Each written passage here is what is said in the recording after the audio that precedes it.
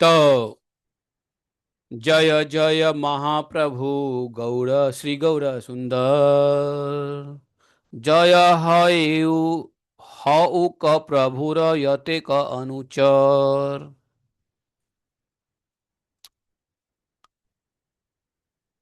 जय जय महाप्रभु श्री गौर सुंदर जय हयु क प्रभु एते क अनुचर। जय जय महामहेश्वर गौड़चंद्र बाल्य लीलाए श्री विद्या विलासेर केंद्र।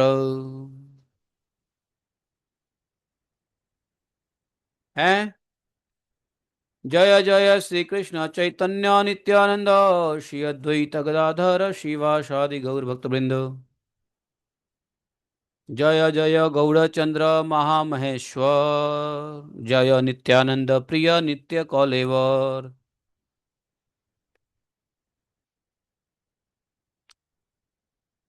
हरे कृष्णा कृष्ण कृष्णा हरे हरे हरे राम राम राम हरे हरे। बोल हरि हरि हरि बोल। मुकुंद माधव गोविंद बोल। प्रभु देखिले ही मात्र नगरिया गण परमादर करिय बंदेन चरण। नारी गण देखी बोल एई तो मदन स्त्री लोके पाऊ क जन्मे जन्मे है न धन। पंडिते देखिए बृहस्पति र समान वृद्ध आदि पाद पद में करे प्रणाम। योगी गणे देखे जेना सिद्ध कले बर दृष्ट गणे देखे जेना महाभयंकर। दिवसे को यारे प्रभु करे न संबास बिंद प्राय हय जेन परे प्रेम फास। विद्या रसे यत प्रभु करे अहंकार सुने न तथापि प्रीति प्रभु रे सवार। यवने ओ प्रभु देखिय करे बत बर विपरीत सर्वभूत कृपालुता प्रभु चरित। पराय वैकुंठ नाथ नवद्वीप पुरे मुकुंद संजय भाग्यवनंतर दुआरे। चैतन्य महाप्रभु जब चैतन्य महाप्रभु थे तो नवद्वीप के नगरवासी नवद्वीप मंडल के नगरवासी चैतन्य महाप्रभु को देखने मात्र से ही बड़े आदर भाव से निमाई पंडित के चरण का वंदना करने लगते थे। ये स्वाभाविक होता था। किसी को कुछ पता नहीं है ये कौन है।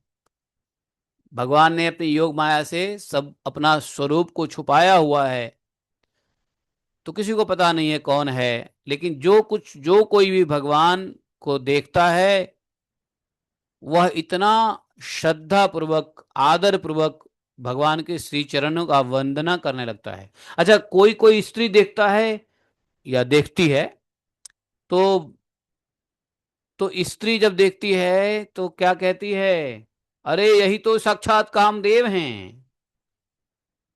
स्त्रियां जन्म जन्म में ऐसा ही धन प्राप्त करें। तो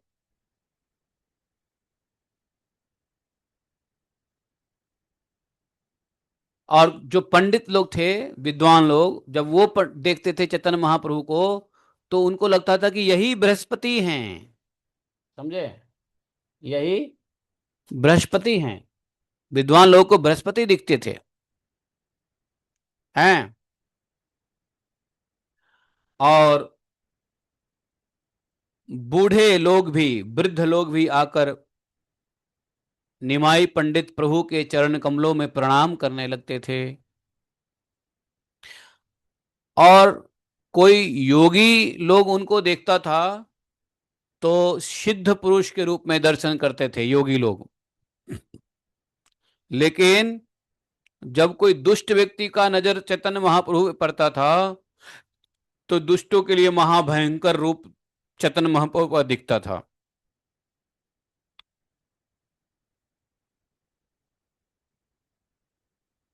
चैतन्य महाप्रभु एक दिन भी जिसके साथ बातचीत कर लेते, जिसके साथ भी भगवान चैतन्य महाप्रभु एक दिन भी बात कर लेते, एक मिनट के लिए बातचीत कर लेते,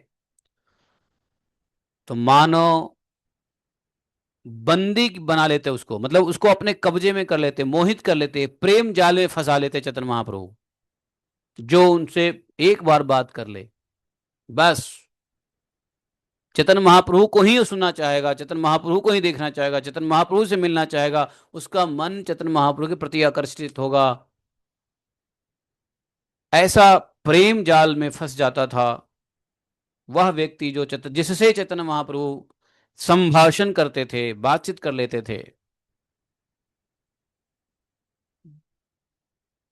चैतन्य महाप्रभु विद्या रस क्रीड़ा में कितना भी अहंकार प्रदर्शित करते, चैतन्य महाप्रभु अहंकार भी प्रदर्शित करते थे। विद्वानों की बातों का खंडन कर देते थे,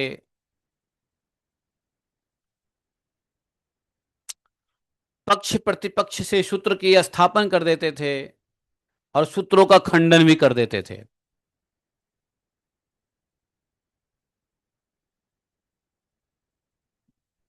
ये सब भगवान की लीला हुई है। चैतन्य महाप्रभु अहंकार दिखाते थे, किस लिए अहंकार क्यों दिखाते थे? जो ज्ञानी लोग हैं उनके अहंकार को तोड़ने के लिए अहंकार दिखाते थे। वैसे भगवान है, भगवान कुछ भी कर सकते हैं, भगवान के लिए क्या अहंकार क्या दोष, लेकिन दोष तो सिर्फ जीव में होता है। तो उस समय जिस पढ़े लिखे जीव के अंदर में अहंकार था अपने विद्वता का, उसको चैतन्य महाप्रभु अधिक अहंकार दिखा करके उसके अहंकार का नाश करते थे। ए इधर आओ, तुम ये जानते हो? हाँ जानता हूं। बताओ क्या जानते हो? ये जानता हूं। गलत जानते हो, ऐसा नहीं होता है, ऐसा होता है। चैतन्य महाप्रभु इस प्रकार से अहंकार दिखा करके सबके अहंकार का नाश करते थे। तो चैतन्य महाप्रभु का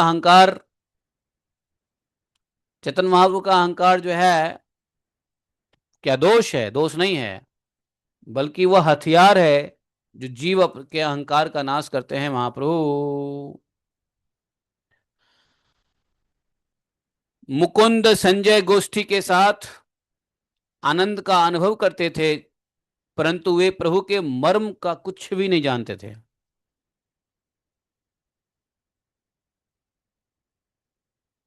चैतन्य महाप्रभु की विद्वता भरी बातें सब सुनते भी थे, आनंद भी आता था, लेकिन चूंकि चैतन्य महाप्रभु के मुंह से कृष्ण भक्ति कृष्ण गुणगान नहीं सुनते थे, तो ये लोग थोड़ा सा क्षुब्ध हो जाते थे। चैतन्य महाप्रभु के इस लीला मर्म को कुछ नहीं जानते थे। अभी मतलब बताया ना नित्यानंद प्रभु ने, जब तक महाप्रभु ने अपने स्वरूप का ज्ञान नहीं कराएंगे लोगों को, तब तक नित्यानंद प्रभु ही चुपचाप घूम रहे हैं, वो कुछ नहीं करने वाले। जब महाप्रभु अपने स्वरूप का ज्ञान कराएंगे तब नित्यानंद प्रभु पहुंच पधारेंगे भगवान के अवतार के उद्देश्य का विस्तार करने के लिए। तो विद्या रस इस प्रकार से करके चैतन्य महाप्रभु घर आ जाते, और इस प्रकार श्री वैकुंठ नायक भगवान श्री चैतन्य महाप्रभु विद्या रस में खूब आनंद लेते, खूब विहार करते। ज्ञानियों को तो ढूंढते रहते, पढ़े लिखे विद्वान को ढूंढते रहते, अगर दूर से दिख जाता तो आवाज देते, ए इधर आओ, कहाँ भाग रहे हो, इधर आओ, इधर आओ, इधर आओ। लोग भागता, लेकिन वो पकड़ लेते। कभी कभी तो हाथ उछल के हाथ पकड़ लेते, कहे किधर जा रहा है, इधर आओ, मैंने सुना है तू बड़ा एलएलबी किया है, तुम कानून जानते हो, बताओ क्या कानून जानते हो। महाप्रभु जबरदस्ती पकड़ते थे विद्वानों को, पढ़े लिखों को, जो अपने को घमंड करता था। एक दिन क्या हुआ, श्री चैतन्य महाप्रभु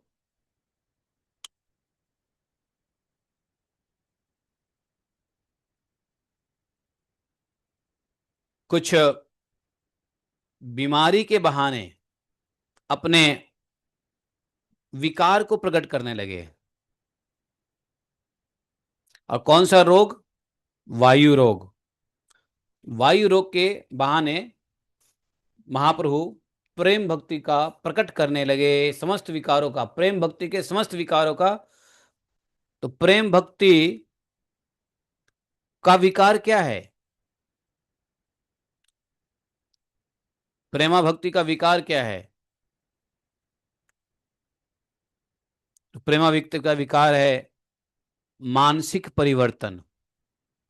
कभी रोना, कभी हंसना, कभी गीत गाना, कभी नाचना, है ना? ये सब प्रेम के विकार है, भक्ति भक्ति भक्ति भक्ति के विकार हैं। भगवान ने इसको वायु विकार समझ करके, लोग समझ रहे हैं कुछ वायु विकार है, बीमारी हो गई है, तो क्या करते थे महाप्रभु? कभी हमें से कभी अलौकिक शब्द बोलने लग जाते थे, कभी लोटपोट करने लग जाते थे, कभी तोड़ फोड़ करके गिरा देते थे। लोग कहता था अरे क्या हो गया है, लगता है इसको वायु रोग हो गया है। वायु रोग में क्या होता है? मन की स्थिति बिगड़ जाती है, लोग पागल हो जाता है वायु रोग में, मति भ्रमित हो जाती है, मन बेचैन हो जाता है, एक जगह टिक नहीं सकते हो, नींद नहीं आती है। ये सब वायु रोग का लक्षण है। और ये सब जब चैतन्य महाप्रभु करते थे, कभी लेटते, कभी हंसते, कभी बोलते, कभी चिल्लाते, कभी तोड़ फोड़ करते, कभी हुंकार करते, कभी गर्जना करते, कभी ताल ठोकते, कभी है जिसको सामने देखते उसको मारने लगते। तो ऐसी पागलपन। और कभी कभी क्या होता, चुपचाप स्तंभित हो जाते एकदम मूर्ति की तरह, कभी कभी मूर्छा आ जाती। यह देखकर लोग भयभीत हो जाते थे। आसपास के लोगों ने कहा कि भैया डॉक्टर को दिखाओ, लगता है निमाई पंडित को वायु विकार हो गया है।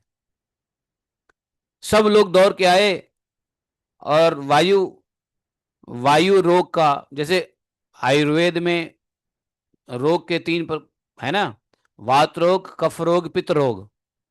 तो ये वात रोग के लक्षण है, उन्माद होना, पागलपन होना, नींद नहीं आना, चिल्लाना, तोड़ फोड़ करना, स्थिर नहीं रहना, ये सब वायु विकार है। तो लोग क्या बोला, लाओ डॉक्टर को बुलाओ, लगता है निमाई पंडित को वायु रोग हो गया है। एक बुद्धिमंत खान था और मुकुंद संजय भी प्रभु के घर आए। यह सुनते, जिसको जैसा मन में आता वैसा ही प्रतिकार करता।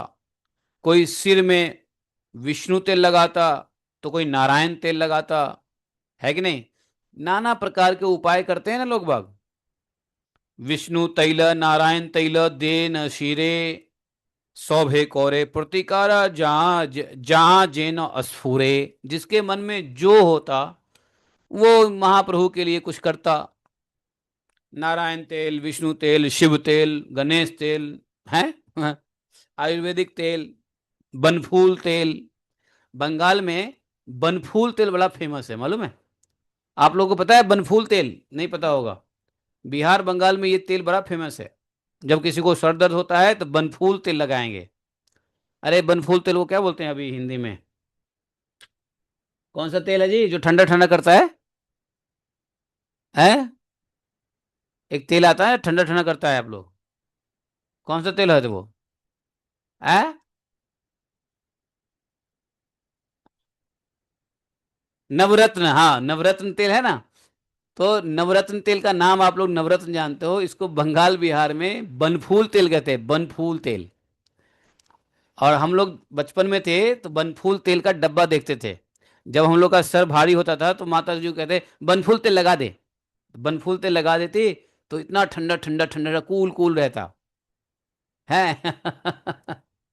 नाना प्रकार के तेल, बनफूल तेल, वैष्णव तेल, नारायण तेल है। आप लोगों को नहीं पता बनफूल तेल? ये हमारे जमाने में बनफूल, अब नवरत्न तेल आ गया है, पहले बनफूल तेल होता था, समझे? अब चैतन्य महाप्रभु को नाना प्रकार से लोग स्वस्थ करने की कोशिश कर रहे हैं। चैतन्य महाप्रभु क्या कर रहे हैं? लीला कर रहे हैं, वायु रोग लीला। क्योंकि अब चैतन्य महाप्रभु को भक्ति का प्रकाश करना है, तो कुछ तो बहाना चाहिए लोगों को मोहित करने के लिए। सर्व अंगे कंप प्रभु करे अस्फालन, हुंकार सुनिया भय पाए सर्वजन। जब महाप्रभु सब के सभी अंग कंपित होने लगे और महाप्रभु महाप्रभु का होठ फरफराने लगता, मुंह से हुंकार करने लगते, ऐसा, सभी लोग भयभीत हो जाते। सभी लोग के सामने ऐसा हुंकार हुंकार भरते, सब लोग डर जाते थे। समझे? प्रभु बोले, मुई सर्वलोकेर ईश्वर, मुई विश्वधरो नाम मोर नाम विशंभर, मुई सही मोरे तना चिने कोन जने, ए तो बोली लर दे धरे सर्वजने। महाप्रभु कह रहे, मैं ही सर्वलोक का ईश्वर हूं, मैं ही विश्व का धारण किया हुआ हूं, मैं ही, इसलिए मेरा नाम विशंबर है। मतलब जो विश्व को धारण करे उसको विशंबर कहते हैं। मैं वही हूं, परंतु मुझे कोई नहीं पहचानता। ऐसा कहते हुए प्रभु दौड़कर सब लोगों को पकड़ने लगे। आपना प्रकाश प्रभु करे वायु छले, तथापि न बुझे के हे तान माया बोले। प्रभु के द्वारा, महाप्रभु के द्वारा वायु रोग के बहाने अपना ईश्वरत्व प्रकाश करने पर भी भगवान की माया वश कोई पहचान न पाया। सब भगवान स्वयं कह रहे हैं कि मैं ही विशंबर हूं, मैं ही विश्व का धारण करता हूं, मैं ही सर्वलोक का ईश्वर हूं, लेकिन कोई कह रहा है लगता है ये पागल हो गया है, लगता है वायु रोग हो गया है, लगता है निमाई ने ज्यादा पढ़ लिया है। कभी कभी लोग बाग, जानते हो, ज्यादा पढ़ने लिखने के बाद पागल हो जाते हैं लोग बाग। आपने ज्यादा पढ़ने से पागल किसी को देखा है अपने जीवन में? ज्यादा पढ़ने से पागल किसी को देखा है? Highly educated but became mad, बहुत विद्वान लेकिन उन्मत्त, पागल हो गए। मैंने देखा है ऐसे लोगों को। लोग कहते हैं कि ज्यादा पढ़ लिया इसलिए पागल हो गया। तो कुछ लोग उस समय कहते थे कि लगता है निमाई कुछ ज्यादा ही पढ़ लिया है, इसलिए पागल हो गया है। लेकिन ये तो चैतन्य महाप्रभु की लीला है। केह बोले एल दानव अधिष्ठान, केह बोले है न बुझी डाके नीड़ा न काम। कोई कहा कि लगता है इनके अंदर कोई दानव आ गया है। कोई कहता है लगता है कि यह डाकनी का काम है, किसी डाकनी ने इसके ऊपर कुछ कर दिया है। कोई कहा कि यह निरंतर बात बोलते रहते हैं इसलिए इनको वायु विकार हो गया, ये बर बर बर बर बर बर करते रहते हैं। जानते हो, जो व्यक्ति ज्यादा बरबराता है ना, वायु विकार होता है। जैसे हाथ थर थर करने लगे, होठ फर फर फर फर करने लगे, या जीवा चपर चपर करने लगे, तो समझो वायु विकार है। तो कुछ लोग कहते लगता है इसको वायु रोग हो गया है, ज्यादा बोलने लगा है, बोलते रहते हैं। यह तुम निश्चित रूप से जानो। अब कभी कभी राधा कुंड पे कुछ लोग होते हैं जो अपने आप बरबराते रहते हैं, तो हम भी यही समझते हैं लगता है कोई बीमारी है, वायु रोग हो गया होगा, या तो फिर कोई लीला में घूम रहा है। तो वायु जानी है निश्चय, यही मत सर्वजने करे न विचार, विष्णु माया मोहे तत्व न जानिय तारे। बहुविध पाक तैल शोभे देन शिरे, तैल द्रोणे थुई तैल देन केल कोले बोरे। श्री विष्णु माया से मोहित होकर सभी लोग इस प्रकार अनेक विचार प्रकट करने लगे, परंतु वे उनके तत्व को न जान सके। बहुविध पाक तैले, सभी लोग अनेक प्रकार के पाक तेल चैतन्य महाप्रभु के सिर में लगाने लगे, और शरीर में तेल लगाने के लिए उनको तेल के द्रोण में रख दिया।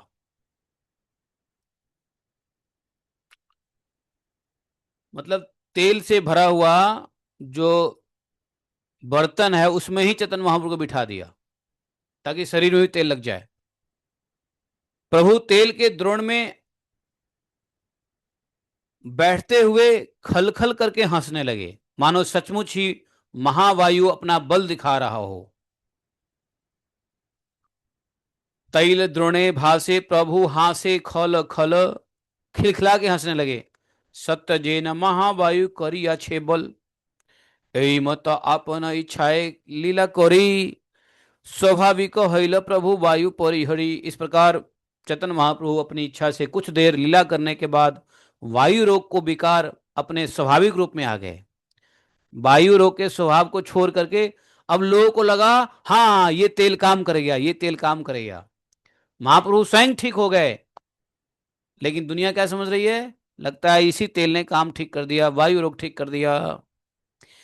जैसे ही चैतन्य महाप्रभु अपने स्वाभाविक रूप में आए, नॉर्मल हुए, तो सर्व गौने उठिला आनंद हरि ध्वनि, केवा कार्य वस्त्र दे हेन नाही जानी। तब सभी आनंदित होने लगे, हरि हरि हरि हरि हरि हरि करके खुशी मनाने लगे।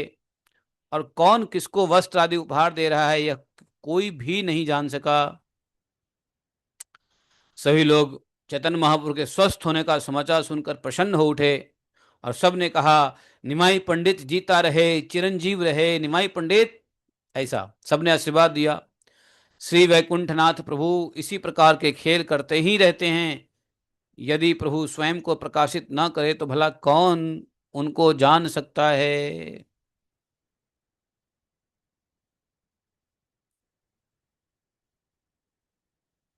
जगन्नाथ महाप्रभु चकानयन, आपने वो गीत सुना है ना, आजकल बहुत अच्छा वो गीत चल रहा है भजन, जगन्नाथ महाप्रभु चकानयन।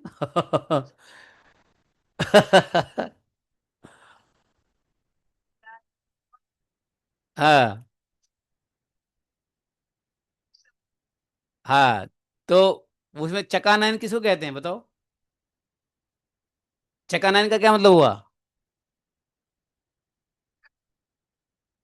हाँ, आंख आंख जो है, आंख जो है गोलाकार है, गोल को बंगाली में चक्का कहते हैं, उड़िया में चक्का। गोलाई को कोई वस्तु गोल रहेगा ना उसको चक्का कहते हैं। तो चक्का नयन अर्थात गोल नयन। है कि नहीं।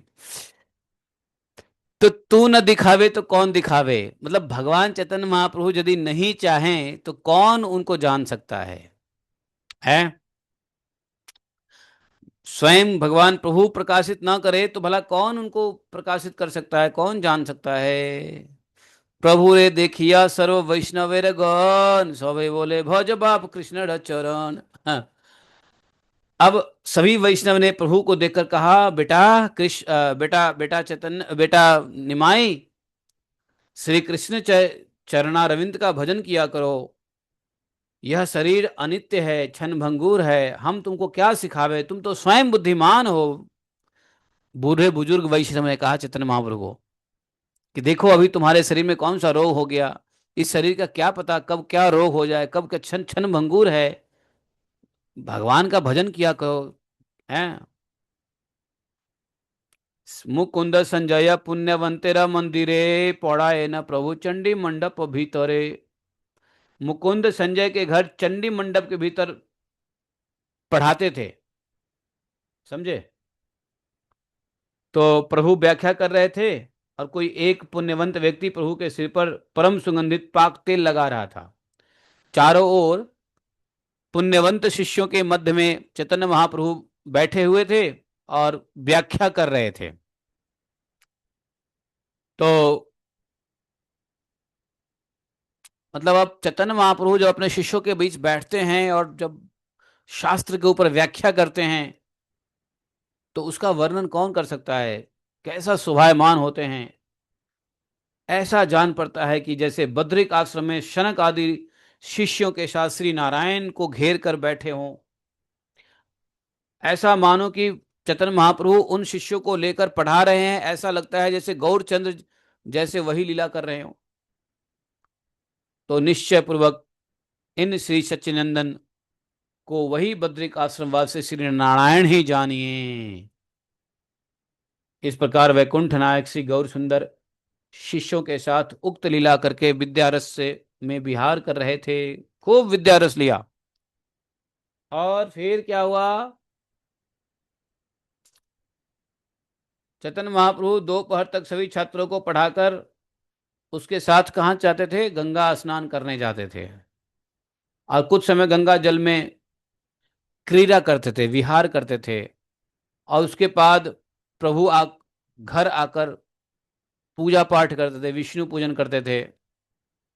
फिर तुलसी में जल देकर एवं प्रदक्षिणा करके हरि हरि बोलते हुए भोजन करने बैठ जाते थे।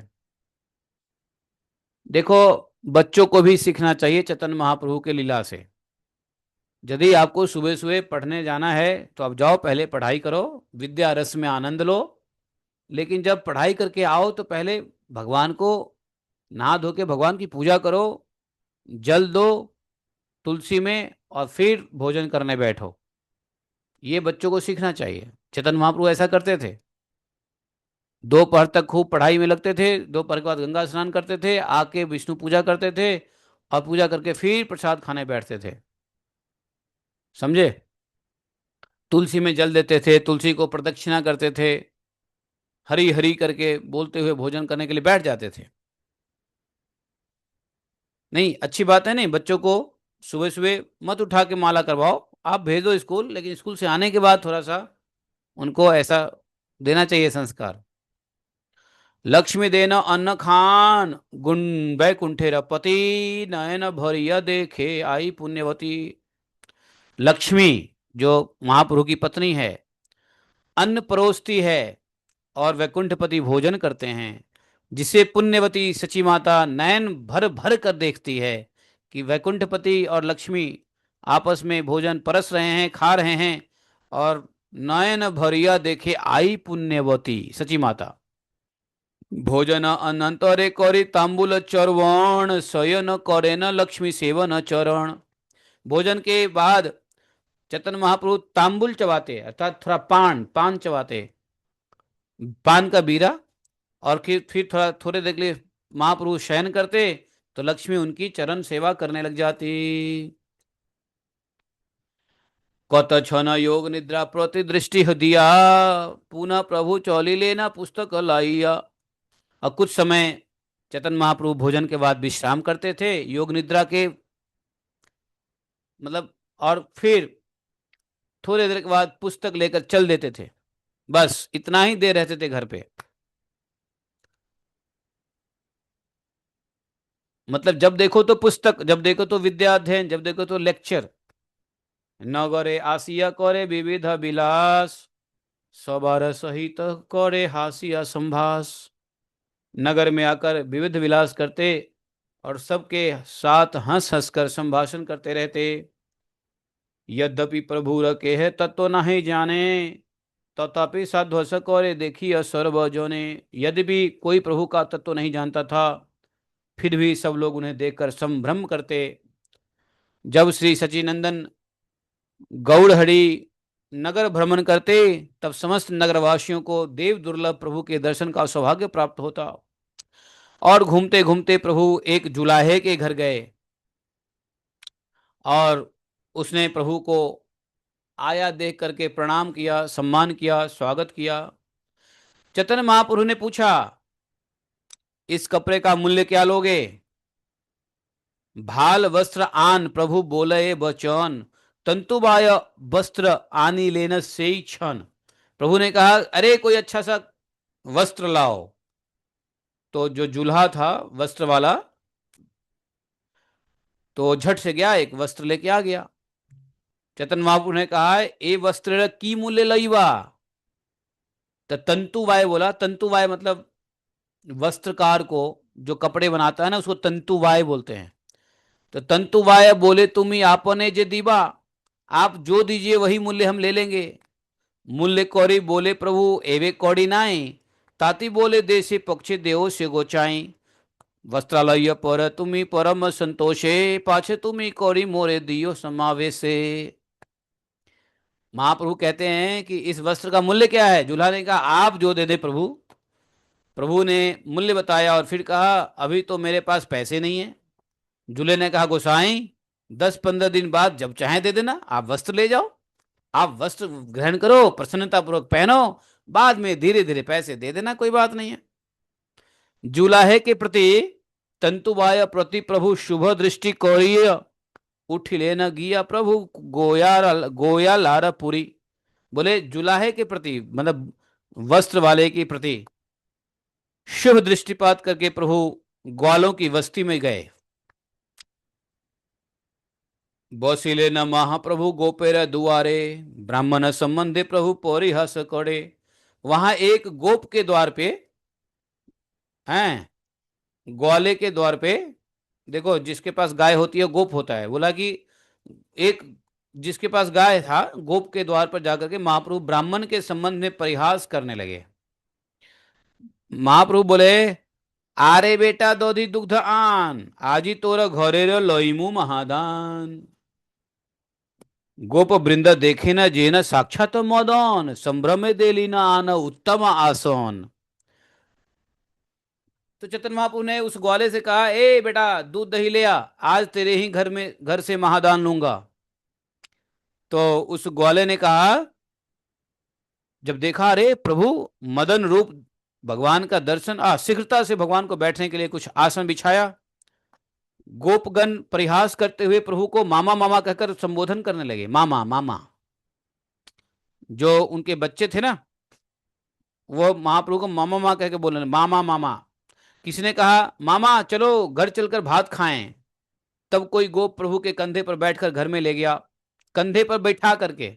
और किसी ने कहा पूर्व काल में तो हमारे घर का जो भात खाया था, क्या वह तुम्हें स्मरण नहीं है? मतलब चैतन्य कृष्ण लीला में जो गोपियां आए थे वो सब वहां भी आए। वो कहा महाप्रभु को कि पहले तुमने हमारे घर भात खाया, क्या तुमको वो स्मरण नहीं है? हैं? यह बात सरस्वती उनके मुख से सत्य कहलवा रही थी। गोप कुछ नहीं जानते थे। उनके वचन सुनकर प्रभु हंसने लगे। गोपों ने प्रसन्नता पूर्वक अपने अपने घरों में प्रभु के लिए दूध दही घी मलाई सुंदर मक्खन ला कर दिया। प्रभु को आया देखकर उस गंध वणिक ने शीघ्रता से प्रभु के चरणों में प्रणाम किया। गंध वणिक समझते हो? गंध वणिक कहते हैं जो सेंट बेचता है। सेंट बेचने वाले को गंध वणिक कहते हैं, वस्त्र बेचने वाले को वस्त्र वणिक कहते हैं, वस्त्र बनाने वाले को तंतुकार कहते हैं। समझे? बंगाली भाषा भी संस्कृत के बहुत करीब भाषा है। वैसे तो सभी भाषा संस्कृत से ही निकले हैं, तो संस्कृत के प्रायः सभी भाषा संस्कृत के वर्ड्स सभी भाषाओं में देखा जाता है। तो ये अब वणिक वणिक गंध वणिक से संवाद करते हैं चैतन्य महाप्रभु। चैतन्य महाप्रभु बोले ए अरे भाई सुनो, सुगंधित द्रव्य ले आओ। वणिक ने कहा महाशय आप सब जानते हो, आपसे मूल्य क्या लेना उचित है? अरे इसका पैसा कितना है ये तो बताओ। बोला कि आपसे, आप सब जानते हो आपका मूल्य, आपसे कौन मूल्य लेगा? आज यह सेंट लगाकर घर जाइए और कल यदि इसकी प्रचुर सुगंधि बनी रहे। इतना कहकर वणिक स्वयं प्रभु के समस्त अंगों में न जाने किस रंग में मत होकर अपने हाथ से गंध लेपन करने लगा। चैतन्य महाप्रभु सभी प्राणियों के हृदय में विराजते हैं, इसलिए उन सभी के मन को आकर्षित करते। और ऐसा कौन प्राणी है जो प्रभु के रूप को देखकर भैया मुग्ध न हो जाए? इस प्रकार वणिक पर कृपा करके प्रभु विशंबर एक माली के घर पहुंचे। माली, माली क्या बनाता है? माला बनाता है। परम अद्भुत रूप देखी मालाकार आदरे आसन दिया करे नमस्कार। माली भी भगवान को देखा, बड़े आदर के साथ बुलाया, नमस्कार किया, बिठाया। प्रभु बोले भाल माल देह मालाकार, ए माली कुछ बढ़िया सा माला दो। कौड़ी पाती लोगे किछु नाही का आमार। प्रभु को सिद्ध रूप के अनुरूप माली ने कहा, प्रभु इसके लिए कोई चिंता नहीं है। इतना कहकर माली भगवान के श्री अंक में माला पहना दिया। महाप्रभु सब छात्रों के साथ हंसने लगे। छात्र भी पीछे पीछे चलता था। गौरांग सुंदर भगवान माली के प्रति शुभ दृष्टि करके तांबोली के घर जाकर के पहुंचे। तांबोली ने देखा, अरे साक्षात मदन मोहन आ गए। चरण धुई लिया, प्रणाम किया, मतलब आसन दिया, बिठाया। तांबोली बोले, बौर भाग्य से आमा, कौन भाग्य आइला आमा छारे र दुयार। अरे हमारे द्वार, द्वार मतलब हमारे दरवाजे पे, अरे ना जाने किस पुण्य का सौभाग्य है कि आप मुझ तुच्छ के घर पधारे हैं। इतना कहकर स्वयं ही उसने परम हर्ष के साथ प्रभु को क्या दिया, तांबोली। तांबोली क्यों कहते हैं, अरे पान वाला। पंसारी के पास गए भगवान, तो उनको पान दिया। प्रभु हंसे और बोले, कौड़ी बिना कोने गुआ दिला। तो तांबुली बोले, चित्ते है नहीं लोईला। मतलब महाप्रभु बोले, भाई तुमने बिना कुछ लिए हमें तांबुल क्यों दिया, पान क्यों दिया। तो तांबुली ने कहा कि मेरे चित्त में ऐसा ही भाव आया कि मैं आपको पान खिलाऊं, इसलिए मैंने आपको दिया। प्रभु हंसे और प्रसन्नतापूर्वक तांबुल चबाने लगे। तांबुली ने प्रभु को श्रद्धापूर्वक दिव्य पान दिया था। उनके अनुकूल कर्पूर आदि जितनी वस्तुएं थी वे सभी बिना मूल्य उन्हें दे दिया। देखो बंगाल में फ्री का कोई कुछ दे देना बहुत बड़ी बात है। बंगाल में आपको फ्री का कुछ नहीं मिलेगा। मतलब मांगे नहीं न भीख मिले, बिन मांगे सोचिए हूं ना ही। अगर सुखदेव, अगर अगर तुलसीदास जी आज होते तो बंगाल के लिए यही यही लिखते कि मांगने से भी वहां भीख नहीं मिलता, बिन मांगे कुछ मिले तो सोचो भी नहीं। है, मांगे मिले ही न भीख, बिन मांगे सोचिया नहीं सीख। बंगाल में भैया बड़े कंजूस लोग हैं। बिहार, बंगाल में, बिहार में भी कह लो, लोग बाग खर्चा नहीं करना चाहते हैं, दान नहीं देना चाहते हैं। दूसरे का भला हो जाए इसमें बड़ी कष्ट होती है उनको। अपना भला हो तो ठीक, दूसरे का भी हो तो ठीक, नहीं तो दूसरे का हो अपना ना हो तो ठीक नहीं। तो बड़े संकीर्ण लोग होते हैं, दानी प्रवृत्ति के, जेनरस क्वालिटी नहीं होता है, दान नहीं करते हैं। किसी को बुला के खिला दें, कुछ दे दें, मदद कर दें, सेवा कर दें ना। ज्यादा से ज्यादा क्या करेंगे बंगाली भाई साहब लोग या बिहारी भाई साहब लोग, अगर बारी में, बारी समझते हो, घर के अंदर में जो सोहिजन होता है ना, सोहिजन और फल फूल जो उगते हैं, या सब्जी वब्जी, लौकी सौकी, बहुत हुआ तो वो एक दो आपको दे देगा आस पड़ोसी को, उससे ज्यादा नहीं। मतलब थोड़ा सा लोग लेस जेनरस होते हैं बंगाल बिहार के लोग, समझे। तो इसलिए चैतन्य महाप्रभु का आश्चर्य होता है कि अरे तुम बिना पैसा लिए दे दिया। लेकिन महाप्रभु के सामने कौन पैसा देगा, प्रेम से, दादागिरी से नहीं। ऐसा नहीं कि महाप्रभु दादागिरी करते थे, नहीं, प्रेम से। अब महाप्रभु जो है पान चबाते हुए आगे चले, साथ में चेले चपाटी भी चल रहे हैं। अब जो नवद्वीप, नवद्वीप कैसा है, नवद्वीप नगर मानो मथुरा नगर की तरह है। जैसे कृष्ण गए मथुरा में तो नाना प्रकार के दुकानों, धोबी वाले के पास, दर्जी वाले के पास, बहुत सारे बिजनेसमैन के से मिलते जुलते कृष्ण गए, उनके उनसे भेंट उपहार लेते हुए गए। तो वैसे ही चैतन्य महाप्रभु भी मथुरा नगरी की तरह नवद्वीप नगरी में भी प्रत्येक जाति के लाखों लाख लोग रहते थे। उतना ही बड़ा है जितना मथुरा नगरी है, उतनी ही बड़ा कहते हैं नवद्वीप नगरी है। विधाता ने पहले से ही प्रभु के विहार के लिए वहां सभी वस्तुएं परिपूर्ण कर रखी है।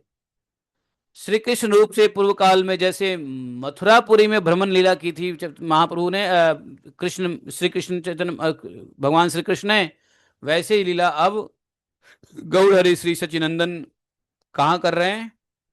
नवद्वीप में।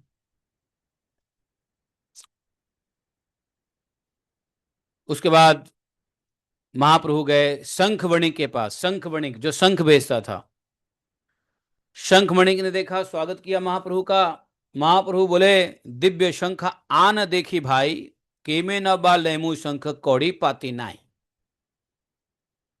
महाप्रभु बोले, देखो भाई, एक दिव्य शंख तो लाओ, लेकिन मैं तुम्हारे शंख को कैसे लूंगा? मेरे पास तो पैसा कौड़ी है ही नहीं, कौड़ी पाती किछु नाई।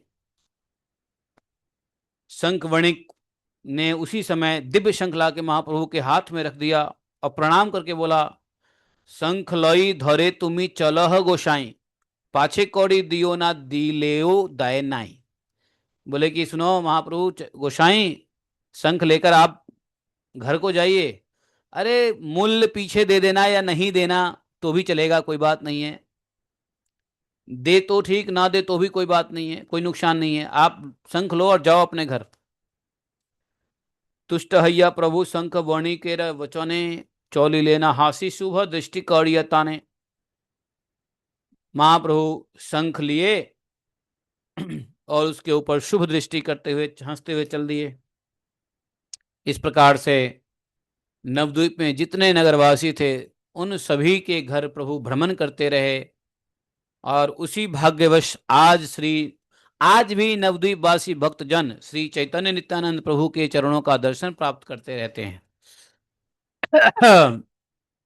उसके बाद इच्छा में भगवान श्री गौरचंद्र एक ज्योतिषी के घर गए।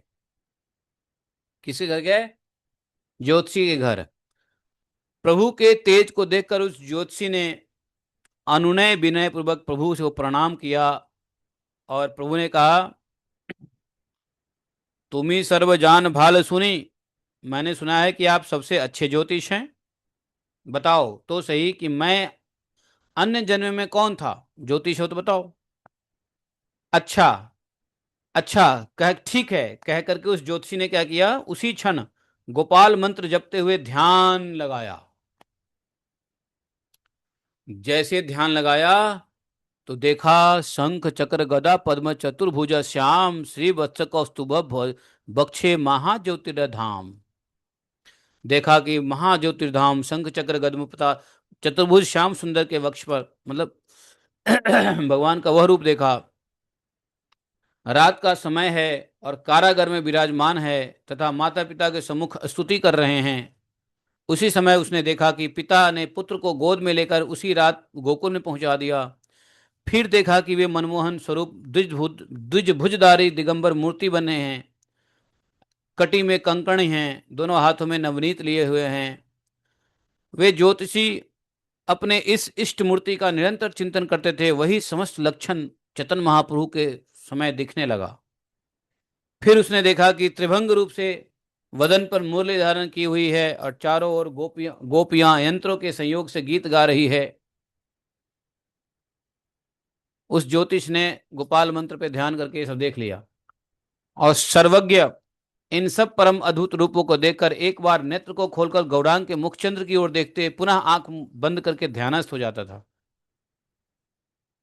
और वे सर्वज्ञ अपने इष्ट श्री गोपाल बाल गोपाल से ध्यान में कहने लगे, हे बाल गोपाल सुनो, ये विप्र अन्य जन्म में कौन थे, यह कृपा करके मुझे शीघ्र दिखा दो। तब वे ध्यान में देखने लगे, धनुर्धारी पूर्व दल श्याम उसके पूर्व जन्म में राम के रूप में दिखे। और फिर प्रभु को प्रलय में देखा, प्रलय जल में देखा, अद्भुत श्री वाराह रूप, दांत के ऊपर पृथ्वी धारण किए हुए हैं। फिर प्रभु को श्री नरसिंह अवतार में देखा। फिर देखा उन्होंने वामन रूप धारण कर रखा है। फिर देखा वो मत्स्य रूप में है। उसके पूर्व जन्म में देखा हलधर रूप में है। और इस प्रकार से देखा, जगन्नाथ मूर्ति के रूप में मध्य में सुभद्रा, दक्षिण में बलराम शोभायमान है। इस प्रकार उस ज्योतिष ने अपने इष्ट आ, श्री गोपाल देव से, लेकिन सब देखा तो, लेकिन ईश्वर तत्व का दर्शन किया, लेकिन भगवान की माया की वजह से कुछ समझ नहीं पाया। वो आश्चर्यचकित होकर मन ही मन सोचने लगा कि ऐसा जान पड़ता है कि यह ब्राह्मण महामंत्रवित है, या कौतुकवश कोई देवता ही ब्राह्मण के रूप में मेरी परीक्षा करने आया है। इस ब्राह्मण के शरीर में अलौकिक तेज देखता हूं, अथवा मुझे सर्वज्ञ कहकर मेरी अवहेलना करना चाहता है। सर्वज्ञ इस प्रकार चिंतन कर ही रहे थे कि उसी समय प्रभु ने हंसकर कहा, कौन हूं मैं, क्या देखा आपने, स्पष्ट कहते क्यों नहीं हैं आप? सर्वज्ञ ज्योतिष ने कहा, इस समय तो आप जाइए, मैं भली भांति मंत्र जप करके आफ्टरनून में बताऊंगा। महाप्रभु बोले, भाल भाल भाल भाल, अच्छा अच्छा, ठीक है ठीक है, भाल भाल बोली प्रभु हासिया चलीला, हंसते हुए भाल भाल ठीक है कहते हुए चल दिए और प्रिय भक्त श्रीधर के घर आ गए। श्रीधरे रे प्रभु वर प्रसन्न अंतरे, नाना छल आई से न प्रभु तान घोड़े। प्रभु उसके बाद प्रभु अंतर में श्रीधर के प्रति बड़े प्रसन्न थे, हृदय से अंदर में, और अनेक प्रकार के बहाने बनाकर उनके घर पहुंच जाते थे। कोई न कोई बहाना बनाते थे और उनके घर पहुंच जाते थे महाप्रभु। प्रभु दो चार दंड तक श्रीधर के साथ आपस में कथोपकथन और परिहास, हंसी मजाक आनंद पूर्वक करते थे और फिर वापस चले आते थे। श्रीधर का प्रभु को देखकर श्रीधर ने नमस्कार करके श्रद्धापूर्वक बैठने के लिए आसन दिया। श्रीधर का व्यवहार परम सुशांत था, परंतु महाप्रभु उद्यत की भांति भ्रमण करते रहते थे। प्रभु बोले, श्रीधर तुमी जे अनुक्षण हरि हरि बोलो तबे दुख की कारण। प्रभु बोले, अरे श्रीधर, तुम तो हमेशा हरि हरि भजते हो, तब भी तुम्हारे दुख का क्या कारण है? लक्ष्मीकांत की सेवा करके भी तुम अन्न वस्त्र के लिए दुखी क्यों होते हो? बताओ, मैं इसका कारण सुनना चाहता हूं। श्रीधर थे वैष्णव, लेकिन घर में कुछ ज्यादा अन्न वस्त्र था नहीं। तो महाप्रभु पूछते हैं कि तुम तो हरि हरि करता है, हरे कृष्ण जपता है, और तुम्हारे घर में अन्न वस्त्र नहीं है, दुखी हो क्यों, क्या कारण है? श्रीधर बोले, ना उपवास तो ना कोड़ी, छोट हऊ क बड़ हऊ क वस्त्र दही पाड़ी। श्रीधर ने बोला, मुझे देखो, मुझे उपवास नहीं करना पड़ता है। देखो, छोटा बड़ा वस्त्र तो शरीर पर पहन ही रहा हूं ना। मान लो, माना कि अच्छा वस्त्र नहीं है, लेकिन छोटा बड़ा जैसा भी है वैसा पहन रहा हूं, और ऐसा भी नहीं उपवास कर रहा हूं, रूखा सूखा खा रहा हूं, कोई दिक्कत नहीं है। प्रभु ने कहा, देख लिया देख लिया, वस्त्रों के 10 जगह पर तो गांठें लगी हुई है, मतलब जोड़ जोड़ के तो सिल सिल के तुम पहने हुए हो, और घर को देखता हूं तो फूस का है, अभी बारिश हो जाए तो चू जाए। देखो, जो लोग चंडी और विषहरी की पूजा करते हैं वे कैसे घरों में रहते हैं, कैसे भोजन करते हैं?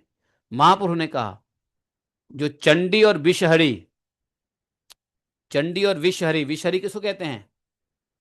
है, विषहरी शिव को नहीं बोलते हैं, शिव विषहरी भी एक देवी है, अर्थात अभी अभी हम लोग ने सुना ना विषहरी है, किसको कहते हैं? देवी का नाम क्या है? मनसा देवी। चंडी और मनसा देवी की पूजा करते हो? जो लोग चंडी मनसा देवी की पूजा करते हैं वो तो अच्छे अच्छे घर में रहते हैं, अच्छे अच्छे भोजन करते हैं, और तुम हरे कृष्णा जपते हो, फटे पुराने पहने हो, खाने के लिए अन्न नहीं है। श्रीधर बोले, विप्र बलिला उत्तम, तुमने ठीक कहा। राजा रत्न सिंहासन, महल और दिव्य भोजन का उपभोग करता है, पक्षी वृक्ष पर घोंसला बनाकर दाना चुग कर खाता है, परंतु सबका समय एक जैसा बीतता है। जब भगवत इच्छा से अपने अपने कर्मों का फल, सब भगवत इच्छा से अपने अपने कर्मों का फल भोगते हैं, तो महाप्रभु ने इसका उत्तर यही श्रीधर महाप्रभु ने चैतन्य महाप्रभु को यही कहा कि देखो, जिसको जैसा मिलता है, कोई महल में रहता है, कोई रत्न सिंहासन में बैठता है, कोई अच्छा भोजन करता है, कोई दाल रोटी नमक रोटी खाता है, कोई घोंसला बना के पेड़ पे रहता है, तो कोई महल में रहता है, ये तो भैया अपने अपने कर्मों का फल है। ये तो भगवत इच्छा से अपने अपने कर्मों का फल है।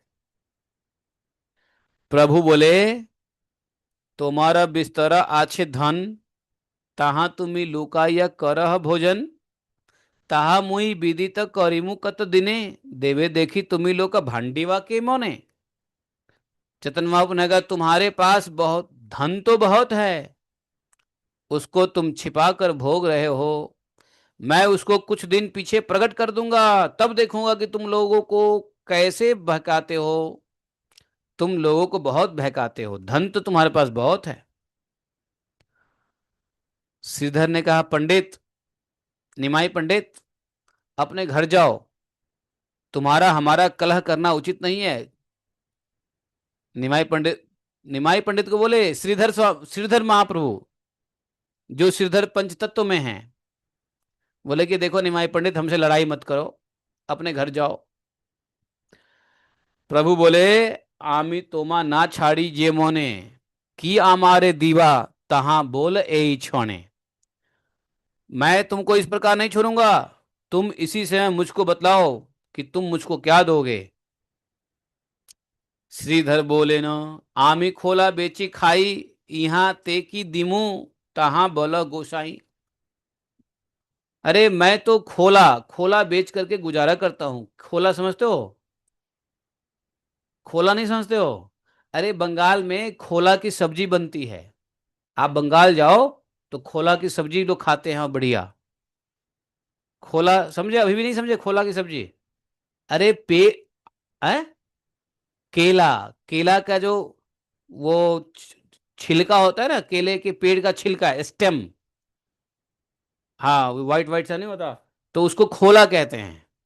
बोलेगी, अरे मैं तो केला के वृक्ष के छिलका बेचकर गुजारा कर रहा हूं, आप बताओ मैं इससे क्या, मैं क्या दूं? है बोले, जो तुम्हारा प्रोथित धन है उसको इस समय रहने दो, उसको तो मैं पीछे लूंगा। इस समय तो मुझे केला मूली थोड़ा आदि बिना मूल्य देने से तुम्हारे साथ झगड़ा नहीं करूंगा। तुम्हारे पास तो कुछ धन है, पोथित धन, वो बाद में। पोथित धन का मतलब कि हरिनाम का धन, भक्ति का धन, जो तुम्हारे पास है वो तो बाद में लूंगा, लेकिन अभी तो तुम केला वाला ही हमें दे दो। हैं, इसी, अब तुमसे झगड़ा नहीं करूंगा। तुम केला बेचते हो ना, केला दे दो मुझे, केला छिलका। कंदला, आमी कंदला ना कौड़ी तोमा सने।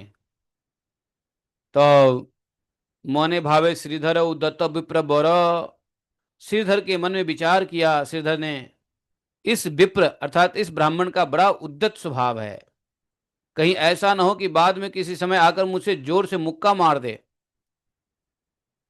डर लग गया श्रीधर प्रभु को।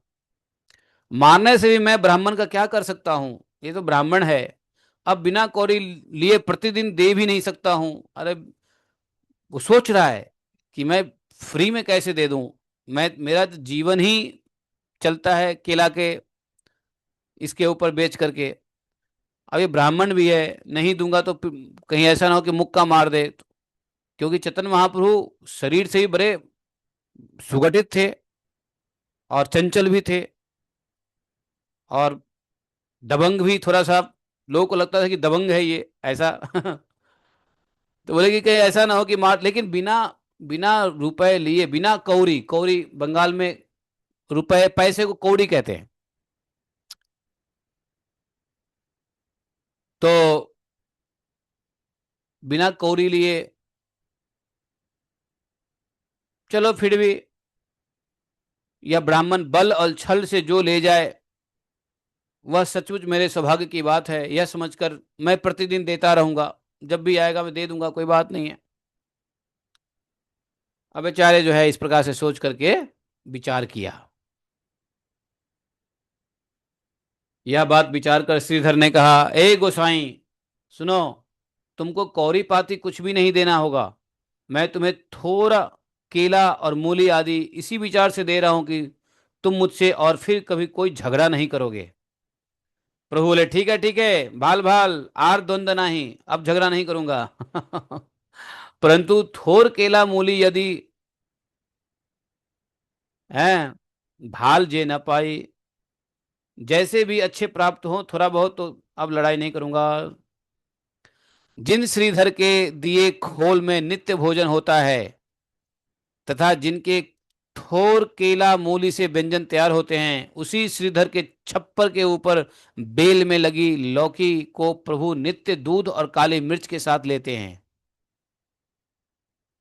अब चैतन्य महाप्रभु रोज पहुंच जाते हैं। आमारे की भाषा श्री धर ताहा कहिले आमी चली आई घर। महाप्रभु बोले, ए श्रीधर, तुम मुझे क्या समझते हो? बस इसका उत्तर पाते ही मैं अपने घर चला जाऊंगा। बताओ तुम हमें क्या समझते हो? तो श्रीधर बोले, हे ब्राह्मण, हे ब्राह्मण, तुम विष्णु के अंश हो। प्रभु ने उनका प्रतिवाद करके कहा, मैं विष्णु का अंश न होने पर भी, अर्थात अंशी स्वयं रूप होने के कारण ही ग्वालों के वंशोद्भूत होकर नंद नंदन कृष्ण स्वरूप हूं। तो पहले खाली बोलो, रुको, नहीं खाली करो। हाँ, खाली कर देते हैं, निकाल दो। जमशेद, थोड़ा रुक जाओ, फ्रिज खाली कर रहे हैं। थोड़ा 2 मिनट रुक जाओ, अभी निकाल रहे हैं, सामान निकाल रहे हैं। ठीक है, रुक जा, बैठ आराम से। पानी वानी पिएगा? है? बाहर नल का है, मीठा पानी पी ले। अरे बाहर जाना, बाहर बाएं साइड जा, बहुत मीठा पानी है, पी ले। तो इस प्रकार से चेतन महाप्रभु की लीला घूम घूम करके अब लोग बाग परेशान भी हो रहे हैं। अब लोग बाग चेतन महाप्रभु से पैसा ना ले तो टेंशन, और पैसा ले लें तो अफसोस। महाप्रभु का रूप ही ऐसा है, महाप्रभु का वाइब्रेशन ही ऐसा है ना। तो चलो महाप्रभु के ऐसे वाइब्रेशंस को हम लोग अब कल आगे समझेंगे। आज इतना ही। ठीक है। श्री कृष्ण चैतन्य प्रभु। प्रशांति माता जी गाओ। दया कर मोरे,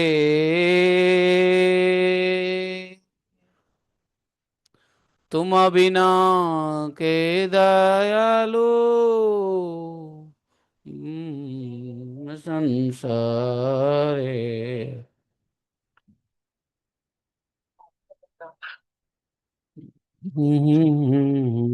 या